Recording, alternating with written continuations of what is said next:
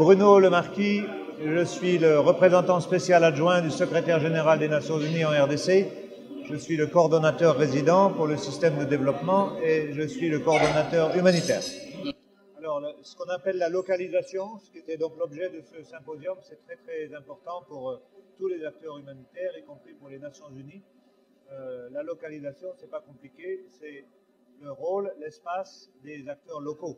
Donc, les acteurs locaux, ce sont les communautés, les organisations de base, ce sont les organisations locales, ce sont les organisations nationales. Mais pour moi, la définition va aussi plus loin. Ce sont tous les acteurs locaux qui sont en première ligne pour apporter des réponses dans les situations, notamment humanitaires. Donc ça comprend aussi les services publics de l'État, parce que c'est aussi la responsabilité, la redevabilité de l'État de donner des services à ses citoyens sur le terrain.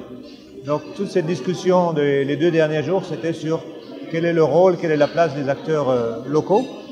On connaît qu'il y a dans l'écosystème, si j'appelle ça comme ça, l'écosystème humanitaire, il y a les organisations des Nations Unies, l'UNICEF, le Programme alimentaire mondial, le HCR, etc., l'OMS, il y a des organisations internationales, mais tout ça, ça doit faire en sorte que ça doit irriguer, ça doit appuyer les organisations locales, qui souvent, c'est elles qui font le travail sur le terrain.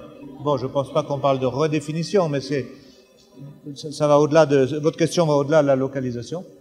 Personnellement, je pense que quand il y a des besoins humanitaires, ça veut dire qu'il y a soit une crise n'a pas été empêchée avant, donc c'est l'agenda de la prévention. Donc on doit tout faire, tous les acteurs doivent tout faire pour qu'il n'y ait pas de crise.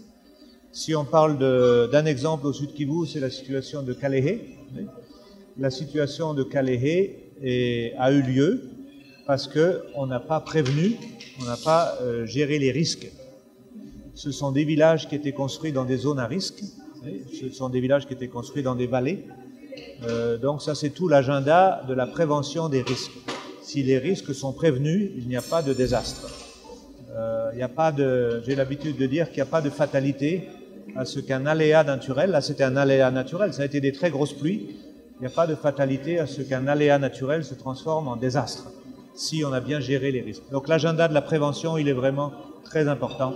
La prévention des conflits, la prévention par exemple des conflits fonciers. Il y a beaucoup de conflits fonciers au Sud Kivu qui ensuite entraînent des crises, des déplacements de population, etc. Donc prévention des conflits, prévention des désastres, c'est très important. Ensuite, il y a tout ce qu'on appelle le nexus humanitaire, développement et paix, c'est-à-dire comment faire en sorte que tous les acteurs du développement, de la paix, de l'humanitaire travaillent ensemble. Comme ça, on est toujours à la recherche de solutions. Quand il y a des personnes déplacées, on doit tout faire pour que ces personnes ne deviennent pas dépendantes de l'aide humanitaire. On doit tout faire pour réfléchir aux solutions, régler le conflit qui a entraîné le déplacement, investir dans ce qu'on appelle en anglais livelihood, pour que les gens aient des moyens d'existence, investir dans l'agriculture, investir dans la formation, etc. Donc c'est vraiment important que l'humanitaire ne travaille pas isolé du reste de la communauté, du développement et de la paix.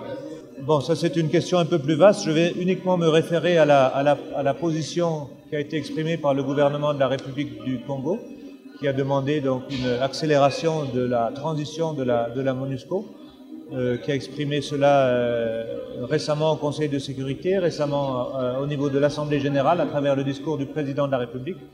Donc les discussions sont en cours entre le Conseil de sécurité et le gouvernement de la République du Congo par rapport à cette demande. Comme vous le savez, la transition de la MONUSCO, ce n'est pas quelque chose de nouveau. La MONUSCO transitionne depuis longtemps. En 2021, elle a quitté les Kasaï. En 2022, elle a quitté la province du Tanganyika. Donc c'est un processus qui se continue.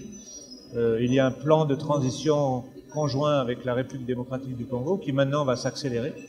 Et donc les 3 provinces où la MONUSCO est encore opérationnelle à travers son mandat, c'est le l'Ituri, le Nord Kivu, le Sud Kivu.